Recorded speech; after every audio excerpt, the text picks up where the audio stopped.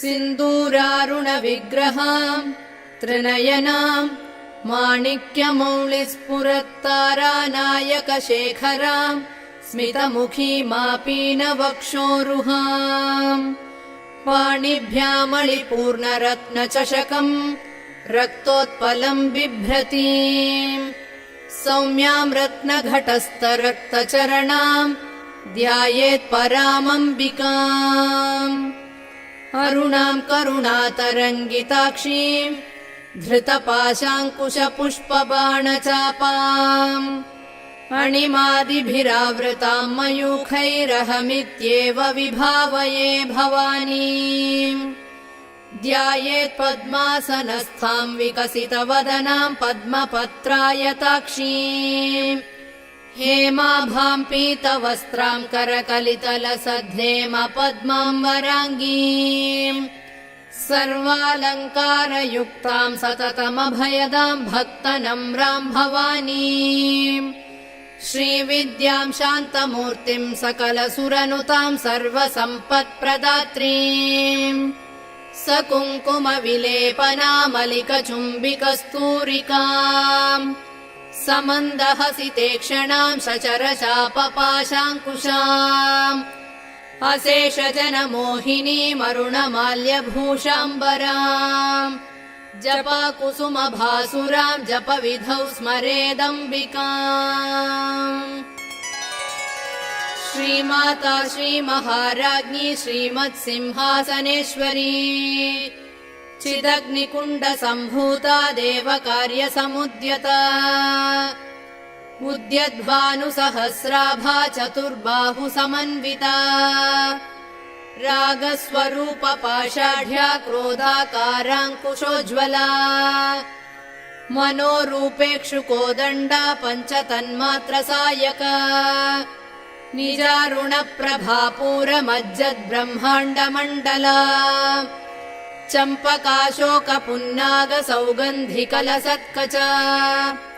कुरुविन्दमणिश्रेणी कनत्कोटीरमण्डिता अष्टमी चन्द्रविभ्राजदलिकस्थलशोभिता मुखचन्द्रकलङ्काभमृगनाभिविशेषका वदनस्मरमाङ्गल्यगृहतोरणचिल्लिका वक्त्रलक्ष्मीपरीवाहचलन्मीनाभलोचना नवचम्पकपुष्पाभनासा दण्डविराजिता ताराकान्तितिरस्कारिनासाभरणभासुरा कदम्बमञ्जरीक्लृप्तकर्णपूरमनोहरा ताटङ्कयुगलीभूततपनोटुपमण्डला पद्मरागशिलादर्शपरिभाविकपोलभूः नवविद्रुमबिम्बश्रीन्यक्कारिरदनच्छदा शुद्धविद्याङ्कुराकारद्विजपङ्क्तिद्वयोज्ज्वला कर्पूरवीटिकामोदसमाकर्षद्दिगन्तरा निजसल्लापमाधुर्यविनिर्भत्सितकच्छपी मन्दस्मितप्रभापूरमज्जत्कामेशमानसा अनाकलितसादृश्यचुबुकश्रीविराजिता कामेशबद्धमाङ्गल्यसूत्रशोभितकन्धरा कनकाङ्गदकेयूरकमनीयभुजान्विता रत्नग्रैवेयचिन्ताकलोलमुक्ताफलान्विता कामेश्वरप्रेमरत्नमणिप्रतिपणस्तनी नाभ्यालवालरोमालिलताफलकुचद्वयी लक्ष्यरोमलताधारता समुन्नेयमध्यमा स्तनभारदलन्मध्यपट्टबन्धवलित्रया अरुणारुणकौसुम्भवस्त्रभास्वत्कटीतटी रत्नकिङ्किणिकारम्यरसनादामभूषिता कामेशज्ञातसौभाग्यमार्दवोरुद्वयान्विता माणिक्यमकुटाकारजानुद्वयविराजिता इन्द्रगोपपरिक्षिप्तस्मरतूणा भजङ्घिका गूढगुल्पा कूर्मपृष्ठजयिष्णुप्रपदान्विता नखदीधिति सञ्छन्न नमज्जनतमो गुणा पदद्वय प्रभाजाल पराकृत सरोरुहा शिञ्जानमणिमञ्जीर मण्डित श्रीपदाम्बुजा मराली मन्दगमना महालावण्यशेवधिः सर्वारुणानवद्याङ्गी सर्वाभरणभूषिता शिवकामेश्वराङ्कस्था शिवा स्वाधीनवल्लभा सुमेरुशृङ्गमध्यस्था श्रीमन्नगरनायिका चिन्तामणिगृहान्तस्था पञ्चब्रह्मासनस्थिता महापद्माटवी संस्था कदम्बवनवासिनी सुधासागरमध्यस्था कामाक्षी कामदायिनी देवर्षिगणसङ्घातस्तूयमानात्मवैभवा भण्डासुरवधोद्युक्तशक्तिसेना समन्विता सम्पत्करी समारूढ सिन्धुरव्रजसेविता अश्वारूढाधिष्ठिताश्वकोटिकोटिभिरावृता चक्रराजरथारूढ सर्वायुध परिष्कृता गेयचक्ररथारूढ मन्त्रिणी परिसेविता किरिचक्ररथारूढ दण्डनाथ पुरस्कृता ज्वालामालिनि काक्षिप्त वह्निप्राकारमध्यगा भण्डसैन्यवधोद्युक्त शक्तिविक्रमहर्षिता नित्या पराक्रमाटोपनिरीक्षण समुत्सुका भण्डपुत्रवधोद्युक्त बाला विक्रमनन्दिता मन्त्रिण्यम्बा विरचित विशङ्गवधतोषिता विशुक्रप्राणहरण वाराही वीर्यनन्दिता कामेश्वर मुखालोककल्पित श्रीगणेश्वरा महागणेश निर्भिन्न विघ्नयन्त्र प्रहर्षिता भण्डासुरेन्द्र निर्मुक्त शस्त्र प्रत्यस्त्रवर्षिणी कराङ्गुलिनखोत्पन्न नारायण दशाकृतिः महापाशुपतास्त्राग्नि निर्दग्धासुरसैनिका कामेश्वरास्त्र निर्दग्ध सभण्डासुरशून्यका ब्रह्मोपेन्द्र महेन्द्रादिदेव संस्तुत वैभवा हरनेत्राग्नि सन्दग्ध काम सञ्जीवनौषधिः श्रीमद्वाग्भवकूटैक स्वरूप मुख पङ्कजा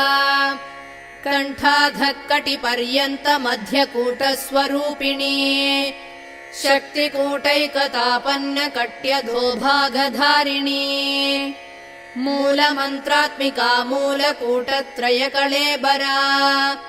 कुलामृतैक रसिका कुलसङ्केतपालिनी कुलाङ्गना कुलान्तस्था कौलिनी कुलयोगिनी अकुला समयान्तस्था समयाचार तत्परा मूलाधारैकनिलया ब्रह्मग्रन्थि विभेदिनी मणिपूरान्तरुदिता विष्णुग्रन्थि विभेदिनी आज्ञाचक्रान्तरालस्था रुद्रग्रन्थि विभेदिनी सहस्राराम्बुजारूढा सुधासाराभिवर्षिणी तटिल्लता समरुचिः षट्चक्रोपरि संस्थिता महाशक्तिः कुण्डलिनी विसतन्तुतनीयसी भवानी भावनागम्या भवारण्यकुठारिका भद्रप्रिया भद्रमूर्तिर्भक्तसौभाग्यदायिनी भक्तप्रिया भक्तिगम्या भक्तिवश्या भयापहा शाम्भवी शारदाराध्या शर्वाणी शर्मदायिनी शाङ्करी श्रीकरी साध्वी शरच्चन्द्रनिभानना शातोदरी शान्तिमती निराधारा निरञ्जना निर्लेपा निर्मला नित्या निराकारा निराकुला निर्गुणा निष्कळा शान्ता निष्कामा निरुपप्लवा नित्यमुक्ता निर्विकारा निष्प्रपञ्चा निराश्रया नित्यशुद्धा नित्यबुद्धा निरवद्या निरन्तरा निष्कारणा निष्कळङ्का निरुपाधिर्निरीश्वरा निरागारागमथनी निर्मदा मदनाशिनी निश्चिन्ता निरहङ्कारा निर्मोहा मोहनाशिनी निर्ममा ममता हन्त्री निष्पापा पापनाशिनी निष्क्रोधा क्रोधशमनी निर्लोभा लोभनाशिनी निस्संशया संशयघ्नी निर्भवा भवनाशिनी निर्विकल्पा निराबाधा निर्भेदा भेदनाशिनी निर्नाशा मृत्युमथनी निष्क्रिया निष्परिग्रहा निस्तुला नीलचिकुरा निरपाया निरत्यया दुर्लभा दुर्गमा दुर्गा दुःखहन्त्री सुखप्रदा दुष्टदूरा दुराचार शमनी दोषवर्जिता सर्वज्ञा सान्द्रकरुणा समानाधिकवर्जिता सर्वशक्तिमयी सर्वमङ्गला सद्गतिप्रदा सर्वेश्वरी सर्वमयी सर्वमन्त्रस्वरूपिणी सर्वयन्त्रात्मिका सर्वतन्त्ररूपा मनोन्मणी माहेश्वरी महादेवी महालक्ष्मीर्मृडप्रिया महारूपा महापूज्या महापातकनाशिनी महामाया महासत्त्वा महाशक्तिर्महारतिः महाभोगा महेश्वर्या महावीर्या महाबला महाबुद्धिर्महासिद्धिर्महायोगेश्वरेश्वरी महातन्त्रा महामन्त्रा महायन्त्रा महासना महायागक्रमाराध्या महाभैरवपूजिता महेश्वर महाकल्प महाताण्डव साक्षिणी महाकामेश महिषी महात्रिपुरसुन्दरी चतुष्षष्ट्युपचाराढ्या चतुष्षष्टिकलामयी महाचतुष्षष्टिकोटियोगिनी गणसेविता मनुविद्या चन्द्रविद्या चन्द्रमण्डलमध्यगा चारुरूपा चारुहासा चारुचन्द्रकलाधरा चराचर जगन्नाथा चक्रराजनिकेतना पार्वती पद्मनयना पद्मरागसमप्रभा पञ्चप्रेतासनासीना पञ्चब्रह्मस्वरूपिणी चिन्मयी परमानन्दा विज्ञानघनरूपिणी ध्यानध्यातृध्येयरूपा धर्माधर्मविवर्जिता विश्वरूपा जागरिणी स्वपन्ती तैजसात्मिका सुप्ता प्राज्ञात्मिका तुर्या सर्वावस्था विवर्जिता सृष्टिकर्त्री ब्रह्मरूपा गोप्त्री गोविन्दरूपिणी संहारिणी रुद्ररूपा तिरोधानकरीश्वरी सदाशिवानुग्रहदा पञ्चकृत्यपरायणा भानुमण्डलमध्यस्था भैरवी भगमालिनी पद्मासना भगवती पद्मनाभसहोदरी उन्मेषनिमिषोत्पन्न विपन्न भुवनावळी सहस्रशीर्षवदना सहस्राक्षी सहस्रपात् आब्रह्मकीटजननी वर्णाश्रमविधायिनी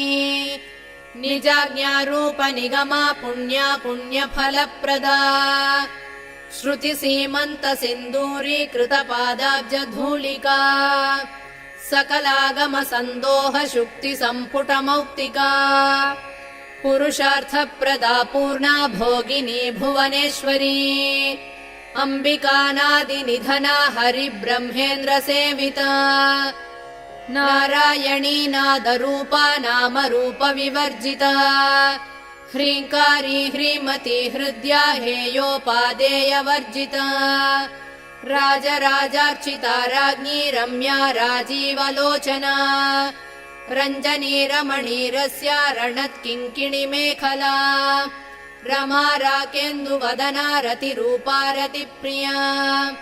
रक्षाकरी राक्षसघ्नी रामा रमणलम्पटा काम्या कामकलारूपा कदम्बकुसुमप्रिया कल्याणी जगती कन्दा करुणारससागरा कलावती कलालापा कान्ता कादम्बरी प्रिया वरदा वामनयना वारुणी मदविह्वला विश्वाधिका वेदवेद्या विन्ध्याचलनिवासिनी विधात्री वेद जननी विष्णुमाया विलासिनी क्षेत्रस्वरूपा क्षेत्रेशी क्षेत्र क्षेत्रज्ञपालिनी क्षय वृद्धि विनिर्मुक्ता क्षेत्रपाल समर्चिता विजया विमला वन्द्या वन्दारुजनवत्सला वाग्वादिनी वामकेशी वह्निमण्डलवासिनी भक्तिमत्कल्पलतिका पशुपाश विमोचनी संहृता शेषपाषण्डा सदाचार प्रवर्तिका तापत्रयाग्निसन्तप्त समाह्लादन चन्द्रिका तरुणी तापसाराध्या तनुमध्या तमोपहा चितिस्तत्पदलक्ष्यार्था चिदेकरसरूपिणी स्वात्मानन्दलवीभूत ब्रह्माद्यानन्दसन्ततिः परा प्रत्यक्षितीरूपा पश्यन्ती परदेवता मध्यमा वैखरीरूपा भक्तमानसहंसिका कामेश्वर प्राणनाडी कृतज्ञा कामपूजिता शृङ्गाररस सम्पूर्णा जया जालन्धरस्थिता वोड्याणपीठनिलया बिन्दुमण्डलवासिनी रहो यागक्रमाराध्या रहस्तर्पणतर्पिता सद्यप्रसादिनी विश्वसाक्षिणी साक्षिवर्जिता षडङ्गदेवता युक्ता षड्गुण्यपरिपूरिता नित्यक्लिन्ना निरुपमा निर्वाणसुखदायिनी नित्या षोडशिकारूपा श्रीकण्ठार्धशरीरिणी प्रभावती प्रभारूपा प्रसिद्धा परमेश्वरी मूलप्रकृतिरव्यक्ता व्यक्ता व्यक्तस्वरूपिणी व्यापिनी विविधाकारा विद्या विद्यास्वरूपिणी महाकामेश नयन कुमुदाह्लाद कौमुदी भक्तहार्दतमो भेद भानुमद्भानुसन्ततिः शिवदूती शिवाराध्या शिवमूर्तिः शिवङ्करी शिवप्रिया शिवपरा शिष्टेष्टा शिष्टपूजिता अप्रमेया स्वप्रकाशा मनोवाचामगोचरा चिच्छक्तिश्चेतनारूपा जडशक्तिर्जडात्मिका गायत्री व्याहृतिः सन्ध्या द्विजबृन्दनिषेविता तत्त्वासना तत्त्वमयी पञ्चकोशान्तरस्थिता निस्सीम महिमा नित्य यौवना मदशालिनी मदघूर्णितरक्ताक्षी मदपाटलगण्डभूः चन्दनद्रवदिग्धाङ्गी चाम्पेयकुसुमप्रिया कुशला कोमलाकारा कुरुकुल्ला कुलेश्वरी कुलकुण्डालया कौळमार्गतत्परसेविता कुमारगणनाथाम्बा तुष्टिः पुष्टिर्मतिर्धृतिः शान्तिस्वस्तिमती कान्तिर्नन्दिनी विघ्ननाशिनी तेजोवती त्रिनयना लोलाक्षी कामरूपिणी मालिनी हंसिनी माता मलयाचलवासिनी सुमुखी नळिनी शुभ्रू शोभना सुरनायिका कालकण्ठी कान्तिमती क्षोभिणी सूक्ष्मरूपिणी वज्रेश्वरी वामदेवी वयोवस्था विवर्जिता सिद्धेश्वरी सिद्धविद्या सिद्धमाता यशस्विनी विशुद्धचक्रनिलया रक्तवर्णा त्रिलोचना खट्वाङ्गादिप्रहरणा वदनैकसमन्विता पायसान्नप्रिया त्वक्स्था पशुलोकभयङ्करी अमृतादिमहाशक्ति समृता ढाकिनीश्वरी अनाहताब्जनिलया श्यामा भावदनद्वयी दंश्रोज्ज्वलाक्षमालादिधरा रुधिरसंस्थिता कालरात्र्यादिशक्त्यौघवृता स्निग्धौदनप्रिया महावीरेन्द्रवरदा राकिण्यम्बा स्वरूपिणी मणिपूराब्जनिलया वदनत्रयसंयुता वज्रादिकायुधोपेता डामर्यादिभिरावृता रक्तवर्णा मांसनिष्ठा गुडान्नप्रीतमानसा समस्तभक्तसुखदा लाकिन्यम्बा स्वरूपिणी स्वाधिष्ठानाम्बुजगता चतुर्वक्त्रमनोहरा शूलाद्यायुधसम्पन्ना पीतवर्णातिगर्विता मेधोनिष्ठा मधुप्रीता बन्दिन्यादिसमन्विता दध्यन्नासक्तहृदया काकिनी रूपधारिणी मूलाधाराम्बुजारूढा पञ्चवक्त्रास्थि संस्थिता अङ्कुशादिप्रहरणा वरदादिनिषेविता मुद्गौदनासक्तचित्ता साकिन्यम्बा स्वरूपिणी आज्ञाचक्राब्जनिलया शुक्लवर्णा षडानना मज्जा संस्था हंसवती मुख्यशक्तिसमन्विता हरिद्रानैकरसिका हाकिनी रूपधारिणी सहस्रदल पद्मस्था सर्ववर्णोपशोभिता सर्वायुधधरा शुक्लसंस्थिता सर्वतोमुखी सर्वौदनप्रीतचित्ता याकिन्यम्बा स्वरूपिणी स्वाहा स्वधामतिर्मेधा श्रुतिस्मृतिरनुत्तमा पुण्यकीर्तिः पुण्यलभ्या पुण्यश्रवणकीर्तना पुलोमजार्चिता बन्धमोचनी बन्धुरालका विमर्शरूपिणी विद्या वियदादिजगत्प्रसूः सर्वव्याधिप्रशमनी सर्वमृत्युनिवारिणी अग्रगण्या चिन्त्यरूपा कलिकल्मषनाशिनी कात्यायनी कालहन्त्री कमलाक्षनिषेविता ताम्बूलपूरितमुखी दाडिमी कुसुमप्रभा मृगाक्षी मोहिनी मुख्या मृडानी मित्ररूपिणी नित्यतृप्ता भक्तनिधिर्नियन्त्री निखिलेश्वरी मैत्र्यादिवासना लभ्या महाप्रलयसाक्षिणी पराशक्तिः परानिष्ठा प्रज्ञानघनरूपिणी माध्वीपानालसा मत्ता मातृका वर्णरूपिणी महाकैलासनिलया मृणाल मृदुदोर्लता महनीया दया मूर्तिर्महासाम्राज्यशालिनी आत्मविद्या महाविद्या श्रीविद्या कामसेविता श्रीषोडशाक्षरी विद्या त्रिकूटा कामकोटिका कटाक्षकिङ्करी भूतकमला कोटिसेविता शिरस्थिता चन्द्रनिभा फालस्थेन्द्रधनुप्रभा हृदयस्थारविप्रख्या त्रिकोणान्तरदीपिका दाक्षायणी दैत्यहन्त्री दक्षयज्ञविनाशिनी दरान्दोलितदीर्घाक्षी दरहासोज्ज्वलन्मुखी गुरुमूर्तिर्गुणनिधिर्गोमाता गुहजन्मभूः देवेशी दण्डनीतिस्था दहराकाशरूपिणी प्रतिपन्मुख्यराकान्ततिथिमण्डलपूजिता कलात्मिका कलानाथा काव्यालापविनोदिनी सचामररमावाणी सव्यदक्षिणसेविता आदिशक्तिरमेयात्मा परमा पावनाकृतिः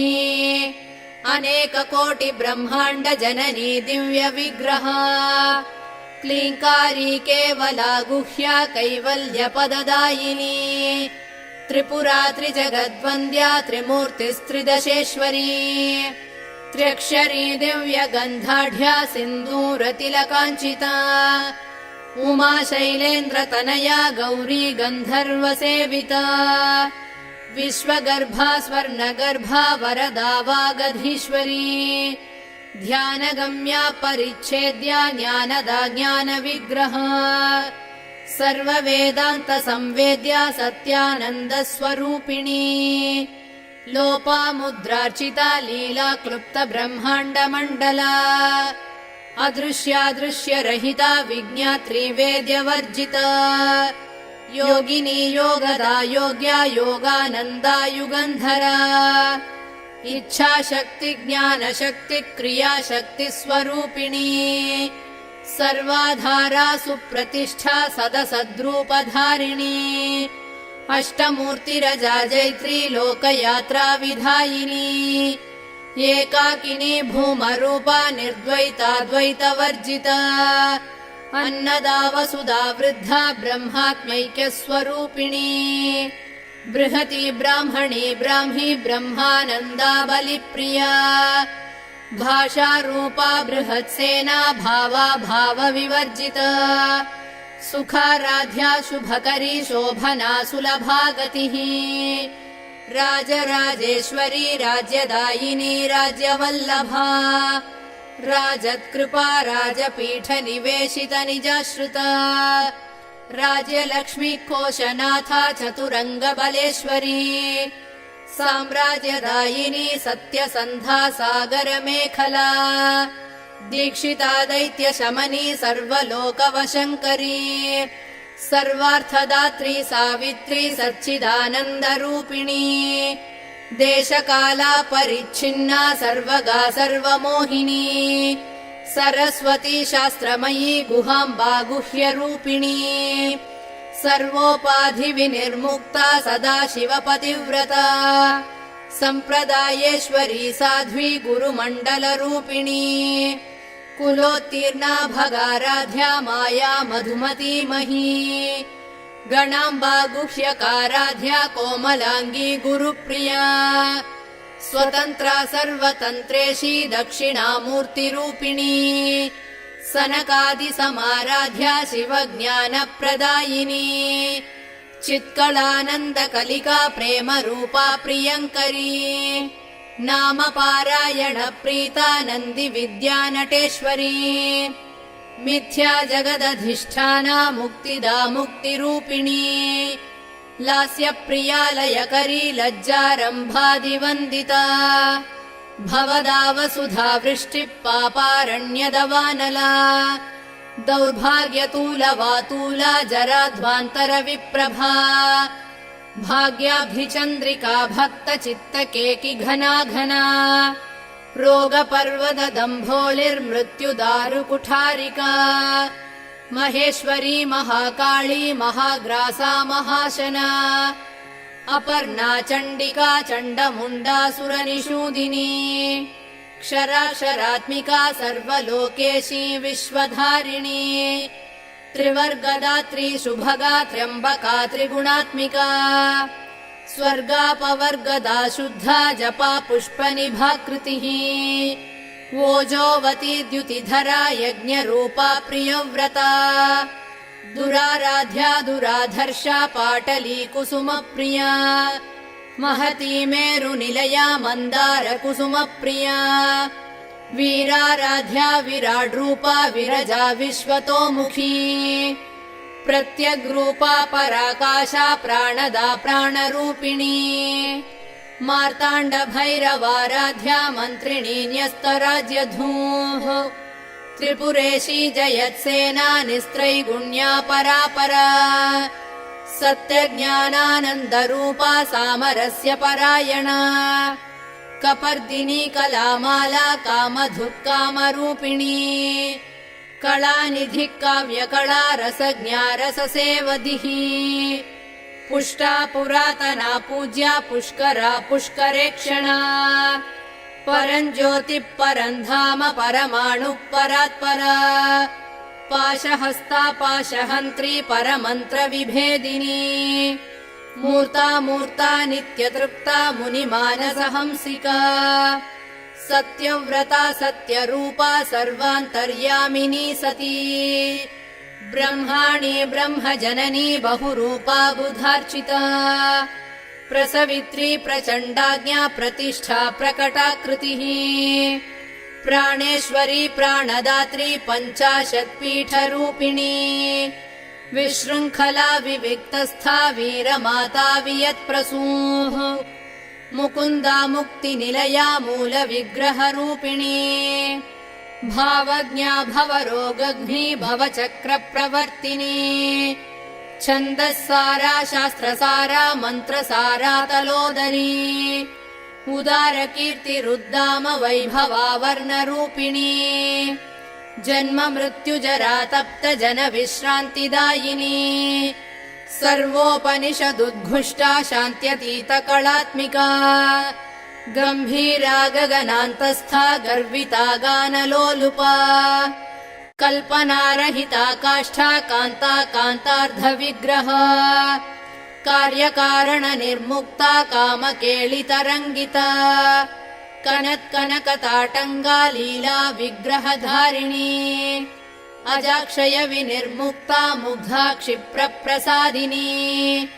अन्तर्मुखसमाराध्या बहिर्मुखसुदुर्लभा त्रयी त्रिवर्गनिलया त्रिस्था त्रिपुरमालिनी निरामया निरालम्बा स्वात्मा रामा सुधाश्रुतिः संसारपङ्कनिर्मग्न समुद्धरण पण्डिता यज्ञप्रिया यज्ञकर्त्री यजमानस्वरूपिणी धर्माधारा धनाध्यक्षा धनधान्यविवर्धिनी विप्रप्रिया विप्ररूपा विश्वभ्रमणकारिणी विश्वग्रासा विद्रुमाभा वैष्णवी विष्णुरूपिणी अयोनिर्योनिनिलया कूटस्था कुलरूपिणी वीरगोष्ठीप्रिया वीरा नैष्कर्म्यानादरूपिणी विज्ञानकलनाकल्या विदग्धा बैन्दवासना तत्त्वाधिका तत्त्वमयी तत्त्वमर्थस्वरूपिणी सामगानप्रिया सौम्या सदाशिवकुटुम्बिनी सौव्यापसौव्यमार्गस्था सर्वापद्विनिवारिणी स्वस्था स्वभावमधुरा धीरा धीरसमर्चिता चैतन्यार्घ्यसमाराध्या चैतन्यकुसुमप्रिया सदोदिता सदा तुष्टा तरुणादित्यपाटला दक्षिणा दक्षिणाराध्या दरस्मेरमुखाम्बुजा कौलिनी केवलानर्घ्य कैवल्यपददायिनी स्तोत्रप्रिया स्तुतिमती श्रुतिसंस्तुतवैभवा मनस्विनी मानवती महेशी मङ्गलाकृतिः विश्वमाता जगद्धात्री विशालाक्षी विरागिणी प्रगल्भा परमोदारा परामोदा मनोमयी व्योमकेशी विमानस्था वज्रिणी वामकेश्वरी पञ्चयज्ञप्रिया पञ्चप्रेतमञ्चाधिशायिनी पञ्चमी पञ्चभूतेशी पञ्चसङ्ख्योपचारिणी शाश्वती शाश्वतैश्वर्या शर्मदा शम्भुमोहिनी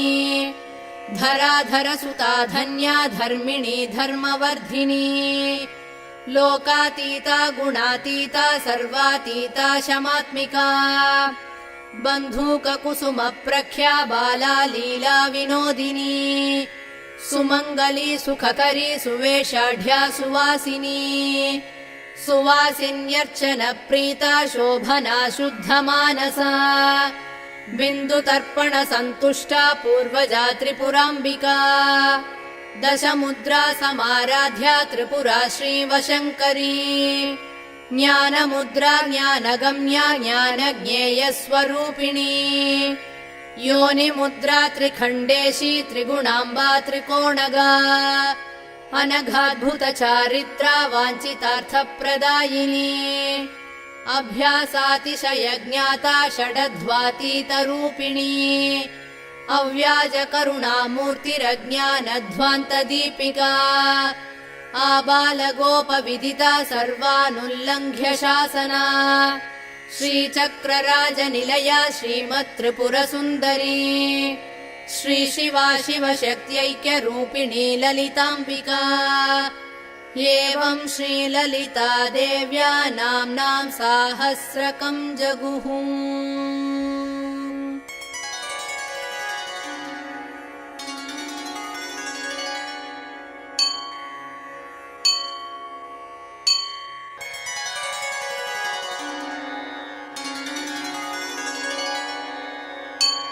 इत्येतन्नाम साहस्रं कथितं ते घटोद्भव रहस्यानां रहस्यं च ललिता प्रीतिदायकम् सर्वापमृत्युशमनं कालमृत्युनिवारणम् सर्वज्वरार्तिशमनं दीर्घायुष्यप्रदायकम् अनेन सदृशं स्तोत्रं न भूतो न भविष्यति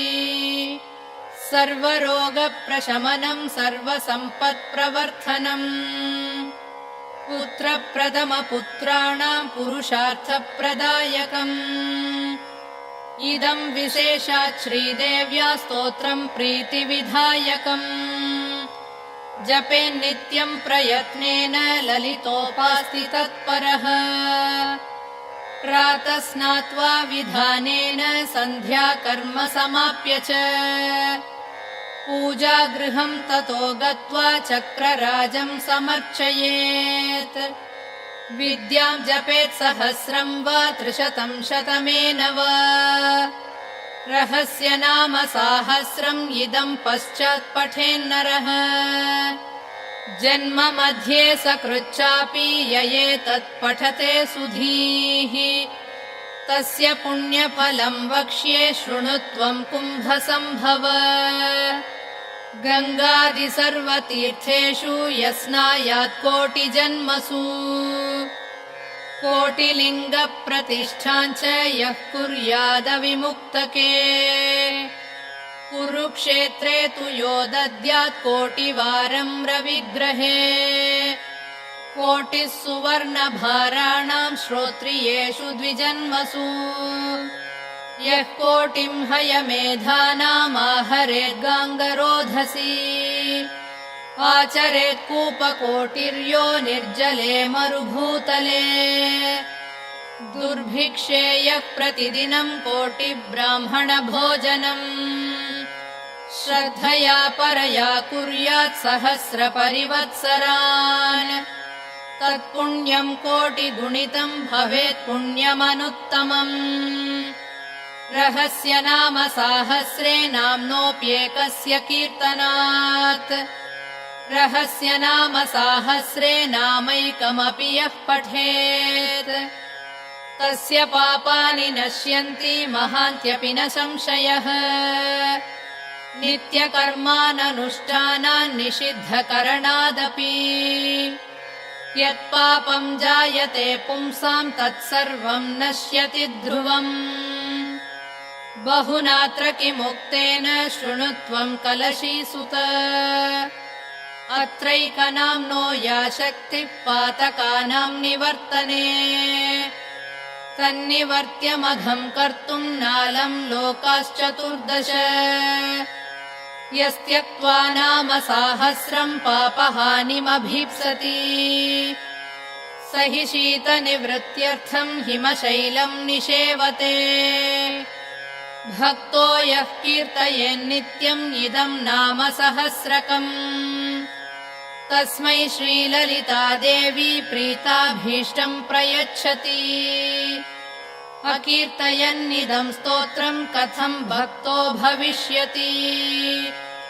नित्यम् सङ्कीर्तनाशक्तः कीर्तयेत् पुण्यवासरे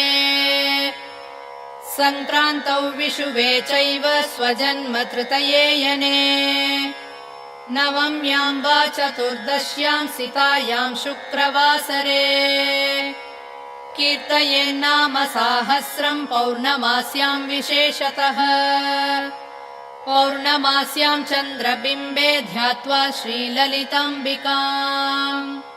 पञ्चोपचारैः सम्पूज्य पठेन्नाम सहस्रकम् सर्वे रोगाः प्रणश्यन्ति दीर्घायुष्यम् च विन्दति अयम् आयुष्करो नाम प्रयोगः कल्पचोदितः ज्वरार्तिम् शिरसिम् स्पृष्ट्वा पठेन्नाम सहस्रकम् तत्क्षणात् प्रशमम् याति शिरोबाधा ज्वरोऽपि च सर्वव्याधिनिवृत्त्यर्थम् स्पृष्ट्वा भस्म जपेदिदम् तद्भस्मधारणादेव नश्यन्ति व्याधयः क्षणात् जलम् सम्मन्त्र्य कुम्भस्थम् नाम साहस्रतो मुने अभिषिञ्चेद्ग्रहग्रस्तान् ग्रहान् नश्यन्ति तत्क्षणात् सुधासागरमध्यस्थाम् ध्यात्वा श्रीललिताम्बिकाम्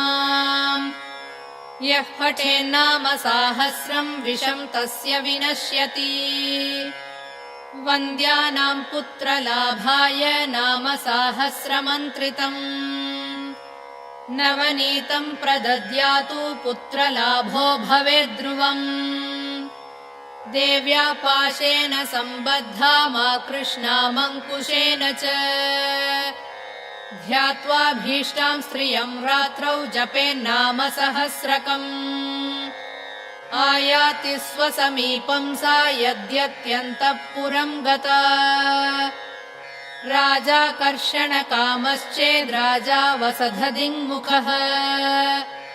त्रिरात्रं यः पठेतेतत् श्रीदेवी ध्यानतत्परः स राजा पारवश्येन तुरङ्गं वामतङ्गजम् आरुह्यायाति निकटं दासवत्प्रणिपत्य च तस्मै राज्यं च कोशं च ददात्येव वशं गतः रहस्य नाम साहस्रं यः कीर्तयति नित्यशः तन्मुखालोकमात्रेण मुह्येल्लोकत्रयं मुने यस्त्विदं नाम साहस्रं सकृत् पठति भक्तिमान् तस्य ये शत्रवस्तेषां निहन्ति शरभेश्वरः यो वाभिचारं कुरुते नाम साहस्रपाठके निर्वर्त्य तत्क्रियां हन्यात् तं वै प्रत्यङ्गिरा स्वयम् ये क्रूरदृष्ट्या वीक्षन्ते नाम साहस्रपाठकम् तानन्धान् कुरुते क्षिप्रं स्वयं मार्ताण्डभैरवः धनं यो हरते चोरैर्नाम साहस्रजापिनः यत्र यत्र स्थितं वापि क्षेत्रपालो निहन्ति तम् विद्यासु कुरुते वादं यो विद्वान्नाम जापिना तस्य वाक्स्तम्भनं सद्यः करोति न कुलेश्वरी यो राजा कुरुते वैरं नाम साहस्रजापिना चतुरङ्गबलं तस्य दण्डिनी संहरेत् स्वयम् यः पठेन्नाम साहस्रं षण्मासं भक्तिसंयुतः लक्ष्मीश्चाञ्चल्यरहिता सदा तिष्ठति तद्गृहे मासमेकं प्रतिदिनं त्रिवारं यः पठेन्नरः भारती तस्य जिह्वाग्रे रङ्गे नृत्यति नित्यशः यस्त्वेकवारं पठति पक्षमात्रमतन्द्रितः मुह्यन्ति कामवशगा मृगाक्ष्यस्तस्य वीक्षणात् यः पठेन्नाम साहस्रं जन्म मध्ये सकृन्नरः तद्दृष्टिगोचराः सर्वे मुच्यन्ति सर्वकिल्बिषैः यो वेत्ति नाम साहस्रं तस्मै देयं द्विजन्मने अन्नं वस्त्रं धनं धान्यं नान्येभ्यस्तु कदाचन श्रीमन्त्रराजं यो वेत्ति श्रीचक्रं यः समर्चति यः कीर्तयति नामानि तं सत्पात्रं विदुर्बुधाः तस्मै देयं प्रयत्नेन श्रीदेवी प्रियमिच्छता न कीर्तयति नामानि मन्त्रराजं न वेत्ति यः पशुतुल्यः स विज्ञेयस्तस्मै दत्तं निरर्थकम् परीक्ष्य विद्या विदुषस्तेभ्यो दद्याद्विचक्षणः श्रीमन्त्रराजसदृशो यथा मन्त्रो न विद्यते देवता ललिता तुल्या यथा नास्ति घटोद्भव रहस्य नाम साहस्रतुल्या नास्ति तथा स्तुतिः लिखित्वा पुस्तके यस्तु नाम साहस्रमुत्तमम् समर्चयेत् सदा भक्त्या तस्य तुष्यति सुन्दरी बहुनात्र किमुक्तेन शृणुत्वं कुम्भसम्भव नानेन सदृशं स्तोत्रं सर्वतन्त्रेषु विद्यते तस्मादुपासको नित्यं कीर्तयेदिदमादरात् एतन्नाम सहस्रैस्तु श्रीचक्रं योर्चयेत् सकृत् पद्मैर्वा तुलसीपत्रैः कल्हारैर्वा कदम्बकैः चम्पकैर्जातिकुसुमैर्मल्लिकाकरवीरकैः उत्पलैर्बिल्वपत्रैर्वा कुन्दकेसरपाटलैः अन्यैः सुगन्धिकुसुमैः केतकीमाधवीमुखैः तस्य पुण्यफलं वक्तुं न शक्नोति महेश्वरः। सा वेत्ति ललिता देवी स्वचक्रार्चनजं फलम् अन्ये कथं विजानीयुः ब्रह्माद्या स्वल्पमेधसः। प्रतिमासं पौर्णमास्यां येभिर्नाम सहस्रकैः रात्रौ यश्चक्रराजस्थामर्चयेत् परदेवताम् स एव ललिता रूपस्तद्रूपा ललिता स्वयम् न तयोर्विद्यते भेदो भेदकृत्पापकृद् भवेत्। महानवम्यां यो भक्तः श्रीदेवीं चक्रमध्यगाम् अर्चयेन्नाम साहस्रैस्तस्य मुक्तिकरे स्थिता। यस्तु नाम सहस्रेण शुक्रवारे समर्चयेत् चक्रराजे महादेवीं तस्य पुण्यफलं शृणु। सर्वान् कामानवाप्नोति सर्वसौभाग्यसंयुतः पुत्रपौत्रादिसंयुक्तो भुक्त्वा भोगान्यथेप्सितान् अन्ते श्रीललितादेव्या सायुज्यमतिदुर्लभम्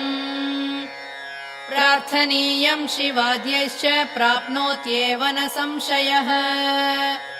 यः सहस्रं ब्राह्मणानां येभिर्नाम सहस्रकैः समर्च्य भोजयेद्भक्त्या पायसापूपषड्रसैः तस्मै प्रीणाति ललिता स्वसाम्राज्यं प्रयच्छति। न तस्य दुर्लभं वस्तु त्रिषु लोकेषु विद्यते। निष्कामः कीर्तयेद्यस्तु नाम साहस्रमुत्तमम् ब्रह्मज्ञानमवाप्नोति येन मुच्येत बन्धनात्। धनार्थी धनमाप्नोति यशोर्थी चाप्नुयाद्यशः विद्यार्थी चाप्नुयात् विद्यां नाम साहस्रकीर्तनात्। ज्ञानेन सदृशं स्तोत्रं भोगमोक्षप्रदं मुने कीर्तनीयमिदं तस्मात् भोगमोक्षार्थिभिर्नरैः चतुराश्रमनिष्ठैश्च कीर्तनीयमिदं सदा। स्वधर्मसमनुष्ठान वैकल्यपरिपूर्तये कलौ पापैकबहुळे धर्मानुष्ठानवर्जिते नाम संकीर्तनं मुक्त्वा नृणां नान्यत्परायणम्। लौकिकाद्वचनान् मुख्यं विष्णुनामानुकीर्तनम्। विष्णुनाम सहस्राच्च शिवनामैकमुत्तमम्। शिवनाम सहस्राच्च देव्या नामैकमुत्तमम्। देवी नाम सहस्राणि कोटिशः सन्ति कुम्भज तेषु मुख्यं दशविधं नाम साहस्रमुच्यते।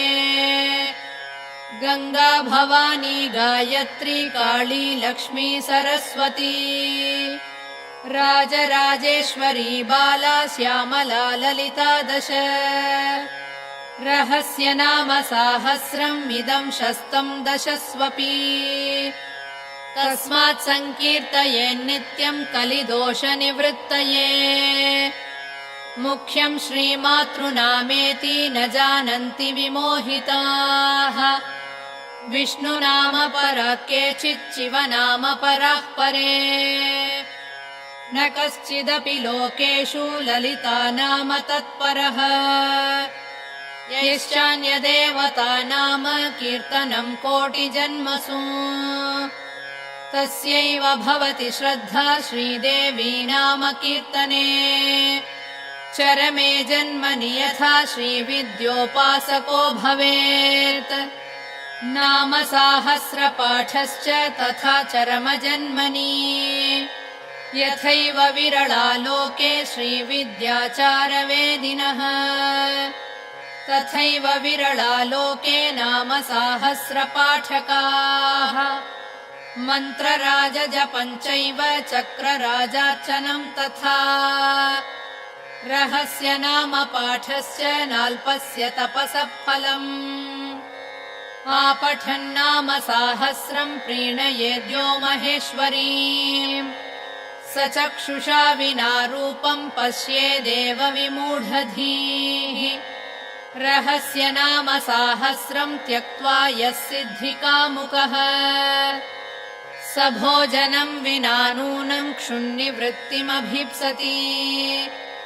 यो भक्तो ललिता देव्या सन्नित्यं कीर्तयेदिदम् नान्यथा प्रीयते देवी कल्पकोटिशतैरपि तस्माद्रहस्य नामानि श्रीमातुः प्रयतः पठेत् इति ते कथितं स्तोत्रं रहस्यं कुम्भसम्भव नाविद्यावेदिने ब्रूयान्ना भक्ताय कदाचन यथैव गोप्याश्रिद्या तथा गोप्यमिदं मुने पशुतुल्येषु न ब्रूयाज्जनेषु स्तोत्रमुत्तमम् यो ददाति विमूढात्मा श्रीविद्यारहिताय च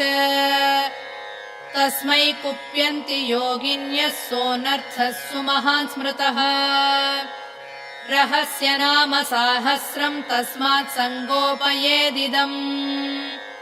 स्वतन्त्रेण मया नोक्तं तवापि कलशीसुत ललिता प्रेरणेनैव मयोक्तं स्तोत्रमुत्तमम् कीर्तनीयमिदं भक्त्या कुम्भयोने निरन्तरम् तेन तुष्टा महादेवी तवाभीष्टं प्रदास्यति इत्युक्त्वा श्रीहयग्रीवो ध्यात्वा श्रीललिताम्बिकाम् आनन्दमग्नहृदयः सद्यः पुलकितोऽभवत् इति श्रीब्रह्माण्डपुराणे उत्तरखण्डे श्रीहयग्रीवागस्त्यसंवादे श्रीललितारहस्य नाम साहस्रफलनिरूपणं नाम तृतीयोऽध्यायः।